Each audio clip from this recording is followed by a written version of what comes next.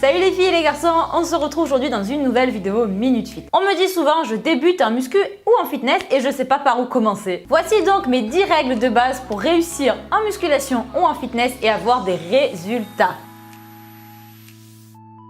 Alors, mon premier conseil, c'est tout simplement de ne pas mettre la charrue avant les bœufs. On commence par s'entraîner à son rythme et on n'essaie pas de reproduire le programme du copain ou de la copine qui a peut-être 3, 4, 5 ou 10 ans d'expérience. Il faut que vous trouviez un rythme qui soit compatible avec votre emploi du temps, dans lequel vous vous épanouissez et qui ne soit pas une contrainte. C'est inutile d'aller à la salle 6 fois par semaine quand on commence si c'est pour se dégoûter à vie de la muscu au bout de 3 mois quoi.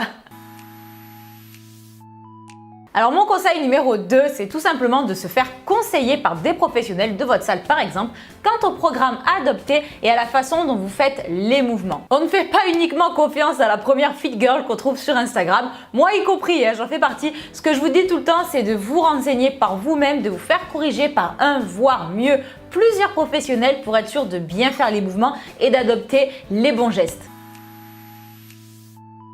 Alors mon conseil numéro 3, et je pense que honnêtement c'est un des plus importants, on ne fait pas l'erreur de choisir uniquement les zones stratégiques que l'on a envie de travailler. Ça fait 400 fois que je le répète au moins, mais je suis sûre qu'il y en a toujours qui continuent à ne travailler que les abdos et les fessiers. Bon, on s'enflamme pas, ça marche aussi pour les pecs et les biceps chez les mecs. Hein. Qui a envie de ressembler à ça ou ça? Sérieux quoi.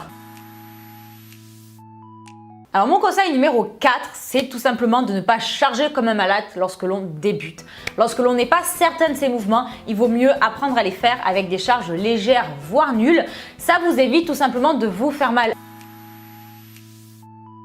Mon conseil numéro 5, c'est tout simplement, à contrario, mesdames, d'arrêter de croire que les charges vont vous faire ressembler à un bonhomme. Lorsque vous êtes familière avec les exos qu'un coach vous a conseillé, n'hésitez pas à charger avec le bon poids. Le bon poids, c'est celui qui va vous permettre de faire le nombre de répétitions que vous êtes censé faire sans être morte 4 répétitions avant et sans être hyper fraîche 4 répétitions après. Conseil numéro 6, on arrête aussi de croire que le squat est le seul et unique mouvement pour avoir le booty. Le squat fait travailler les fesses mais pas que et il y a plein d'autres exos pour travailler les fessiers intensément. Alors les filles, on arrête de faire que du squat et les garçons c'est valable pour vous aussi, on arrête de faire que du développé couché. Alors mon conseil numéro 7, c'est tout simplement de se concentrer sur le mouvement que l'on fait et la contraction que l'on recherche. On ne va pas faire de la presse à cuisse avec son téléphone à la main en checkant tous les profils des Instagrammeuses existants. Non, on se concentre sur le mouvement, on contracte volontairement le muscle que l'on cherche à faire travailler et à la fin de l'exercice, c'est le muscle que vous cherchez à bosser qui doit être fatigué, pas tous les muscles environnants.